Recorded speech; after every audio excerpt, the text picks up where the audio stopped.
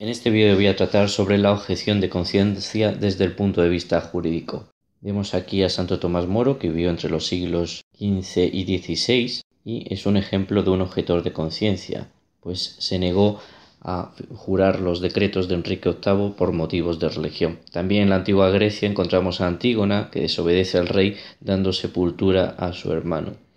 Podemos definir la objeción de conciencia como el incumplimiento de una obligación que impone un poder por serios motivos de conciencia del sujeto. Un sujeto que incumple por una seria convicción una obligación que le impone una autoridad. Pues bien, como en el caso de Santo Tomás Moro, esta conciencia, esta convicción ha de ser, además de seria, ha de ser sincera. ¿Y cuáles son los motivos de conciencia en qué se basan? Bueno, pues se basan por una parte en la dignidad humana, y por otra parte se basan también en la libertad ideológica y religiosa. Estos son derechos fundamentales a la libertad de pensamiento y la libertad de religión. Y esta es la base de un objetor de conciencia siempre. En una objeción de conciencia siempre vamos a tener un conflicto entre un deber que se incumple y una convicción con base en la libertad ideológica y religiosa. Siempre hay un conflicto y en tal conflicto quien resuelve es el juez. El juez pondera en cada caso concreto. Raramente los ordenamientos jurídicos van a legislar sobre la objeción de conciencia porque es más propio ir caso por caso que no establecer un número de situaciones donde hay objeción de conciencia. Quizás el servicio militar en algunos puede ser un ejemplo de regulación, pero lo normal es que cada juez pondere caso a caso el derecho fundamental de la libertad ideológica y libertad de religión frente al deber que le impone el Estado.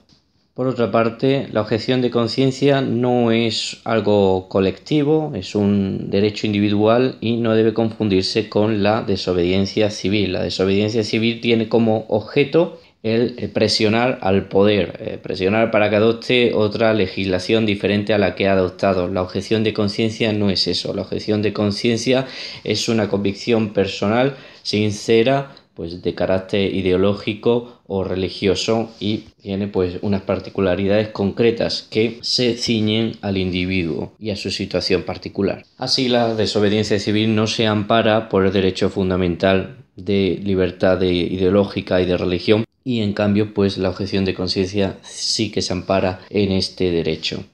Bien, pues les voy a mostrar algunos ejemplos de objeción de conciencia. Estos son algunos ejemplos, puede haber muchos más.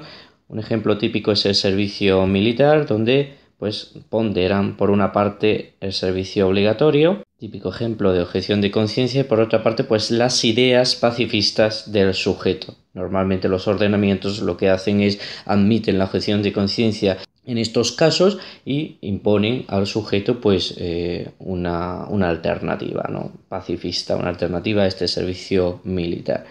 Por otra parte tendríamos los tratamientos médicos, donde puede ponderar salvar la vida y un dogma de fe. Estamos hablando de algunas religiones donde prohíben determinados tratamientos médicos o algunas sectas, ¿no?, donde prohíben tratamientos médicos. Podemos hablar de transfusión de sangre, etc. Eso puede ser un ejemplo. También aquí, en el caso de los tratamientos no obligatorios, de métodos de reproducción, el médico también se puede negar a llevarlos a cabo. Estaría el deber como médico de cumplir con un tratamiento que el paciente le está requiriendo y ponderaría con su derecho a la libertad religiosa, a su fe, a respetar su fe. Otro ejemplo, la eutanasia. Aquí el respeto a la vida que considera el médico ponderaría con la voluntad del paciente a decidir sobre su cuerpo. También en el caso del aborto, el respeto a la vida que considera el médico para no llevar a cabo el aborto pondera con la voluntad de la madre. Cada estado, cada poder judicial, cada jurisprudencia en cada uno de los diferentes ordenamientos jurídicos va a tratar de una manera distinta cada uno de estos supuestos de objeción de conciencia. Unos se reconocen, otros no se reconocen. Otro ejemplo donde se puede dar la objeción de conciencia es en la educación. La libertad de educación de los padres ponderaría con los contenidos obligatorios que un Estado exige que aprendan los niños, ¿no? o los jóvenes.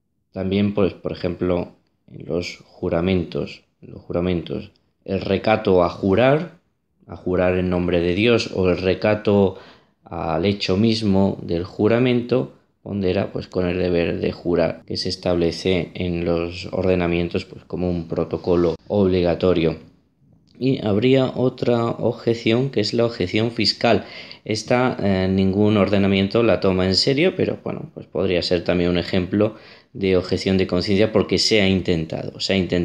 Y es que frente al destino del presupuesto, que a alguien le puede parecer inadecuado, pues por ejemplo gastos militares o gastos de otro tipo que choquen con las ideas o la religión del objetor, pondera pues el deber de tributar. Bien, esto no se toma en consideración, pero se ha intentado, como digo. Y aquí, bueno, pues tenemos que tener en cuenta que cada estado pues va evolucionando o va regresando en la forma en la que tiene de tratar las objeciones de conciencia en cada uno de los supuestos.